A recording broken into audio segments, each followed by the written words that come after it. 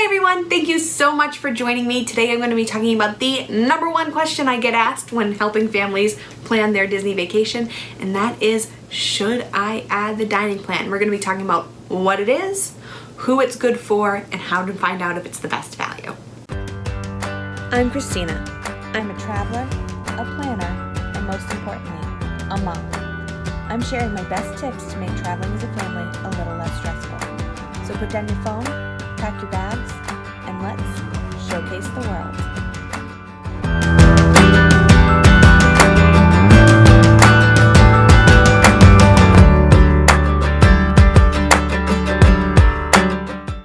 So before we can talk about whether or not you should add the Disney dining plan, we need to talk about what the Disney dining plan actually is.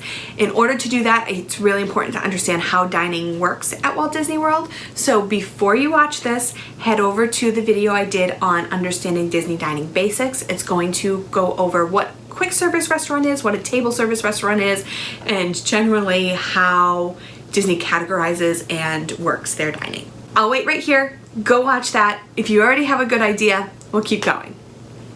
So, what is the Disney dining plan? The Disney dining plan is not all-inclusive. You cannot just walk up and get whatever food you want. It is prepaying for a bank of credits. So, what you get is a set number of credits per night of your vacation. That does not mean that you need to use all of your credits on certain days. So when people hear that it's per night, they think that, oh, I have to use this credit and this credit because that's what my daily allotment is. That's not the case. You just get a big bank of credits. So all of your credits go into one big pool when you check in, and you're able to use those as however you like. So you could not use any one day. You could use 6 in another day. You can use them all on the first day. Not that you'd want to, but you have a little bit of added flexibility with that. There are 3 different levels, so depending on how you like to enjoy your dining at Walt Disney World, you have the 3 levels to kind of find the best fit for you. The first is the quick service dining plan. Again, if you need a refresher on what some of these terms mean, check out the video that I linked to. The quick service Disney dining plan is going to give you 2 quick service credits for to be used at a quick service restaurant. So you have your 2 quick service per night and you have 2 snacks per night, but you eat 3 meals a day, right? So the idea is you kind of make up your breakfast in the morning. You can use a snack credit for that and get a piece of fruit or a muffin or something like that using one of your snack credits, and then you have your lunch and dinner. Or you can use it for an early lunch and an early dinner and then have snacks at night. However you want to use it again, but the quick service dining plan has 2 quick service, 2 snacks. A quick service credit includes a combo meal, so an entree and a side, or just an entree and a specialty beverage. So that can be an alcoholic beverage if it's offered, or a milkshake, or it could be a bottle of water. I would not recommend a bottle of water because it's just not really a good value, but you have your choice of a drink and a combo meal. Then you have the Disney dining plan. This is definitely the most popular. You have 1 quick service, you have 1 table service. That table service is you can redeem for 1 buffet, or you can get an entree and a dessert. You also get your 2 snacks here, and then you can use your table service credits at signature dining restaurants. You would just need to use 2 table service credits for that signature dining, and you can balance that out if you have an arrival day, departure day that you don't necessarily need a sit-down meal for, or if you want to have multiple quick services in a day.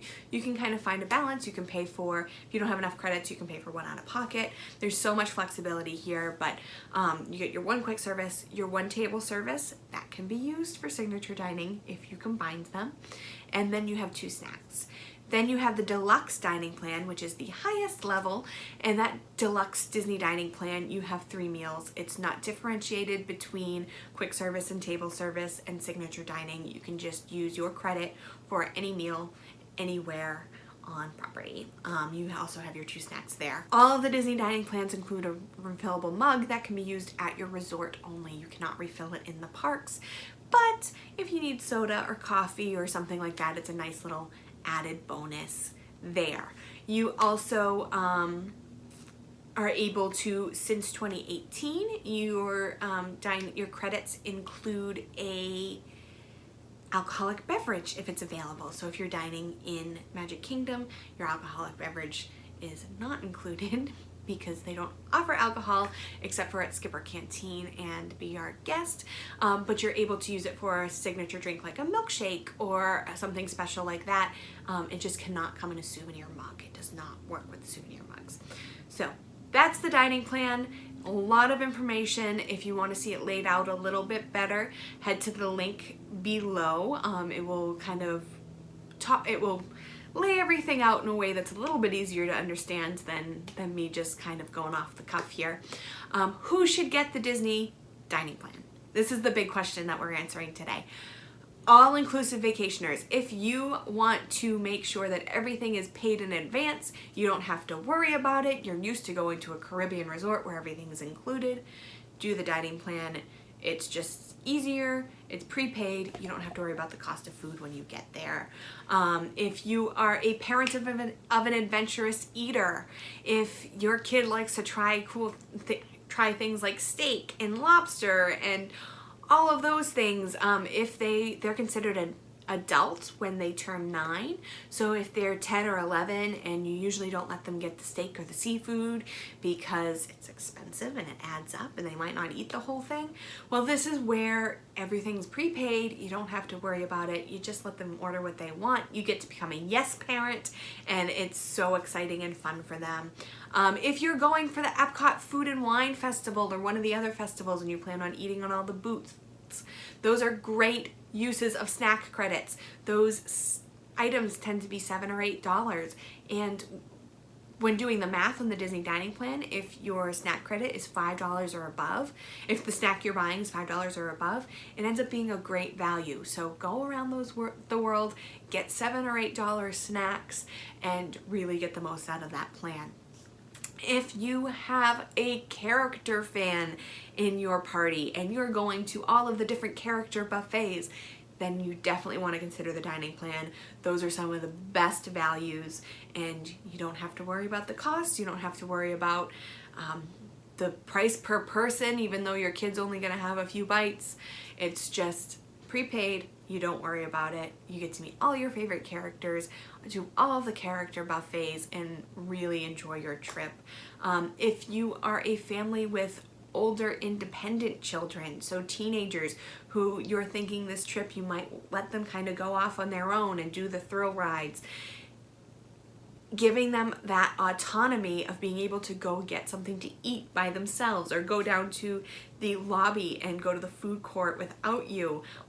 You don't have to give them money, so you don't have to worry about them walking around with cash. You don't have to worry about connecting your credit card to their account so that they can buy stuff that's not food.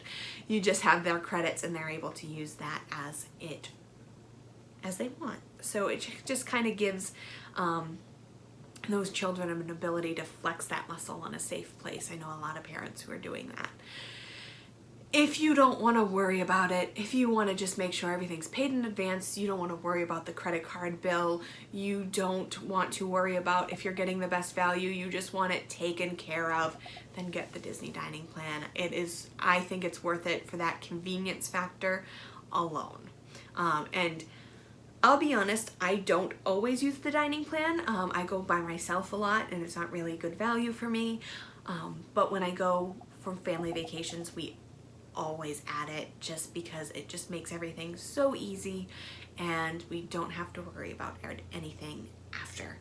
You don't have to worry about looking at that bill and realizing how much you spent. So that's who I think it's good for. You definitely want to figure out if it's a good value.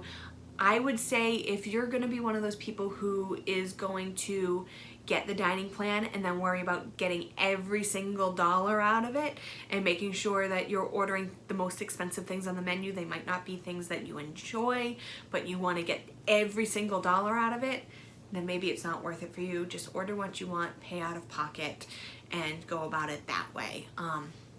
But there is a way to figure out if it's a good value, and that's by doing some math. You want to figure out, once you have booked your dining reservations, what the average cost of a meal at that restaurant is, and then figure out, then compare that to the cost of the dining plan.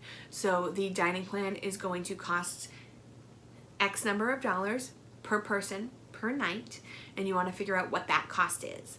Then you want to add up what the average meal is going to cost at all of your table service restaurants, and then however many quick service restaurants you think you're going to be going to, kind of figure that out. I typically will just figure that out. I won't factor in dessert. I won't factor in the alcoholic beverages, and then we'll compare it. If it is a huge difference, maybe I'll go back and factor in the snacks and the alcohol and the desserts and see where it comes out. But if it's close, I would say go for the Disney dining plan. You have those added things like the snacks and the refillable beverages that kind of pushes it up there, but you don't necessarily want to be worrying when you get there about getting the best value. So do some math in advance. If you want to figure out exactly how I do my math, I will link to a post below. You can check that out, or if you would like me to do the math for you, I'm happy to help you plan your Disney vacation. I will walk you through every step. I will make your dining reservations for you. I will figure out the cost of the dining plan. I'll help you make your fast passes at no additional cost. Using a travel advisor is free. It is the same as the cost of your vacation. I hope this helped you determine whether or not the Disney dining plan is something you want to consider. I would love to have further discussion with you on it to make sure it's right for you. These were all kind of generalized things, and it's really a personal decision. So I will put my link below to get scheduled on a free vacation consultation. I'd love to chat with you, and thank you for watching this video. Please hit subscribe if you thought it was helpful. It will help other families find me. And I hope that I inspired you to explore the world together. Need help planning your next family vacation? Visit us at showcasetheworld.com to request a quote or schedule a free vacation consultation. Want more great travel tips? You'll find those there too.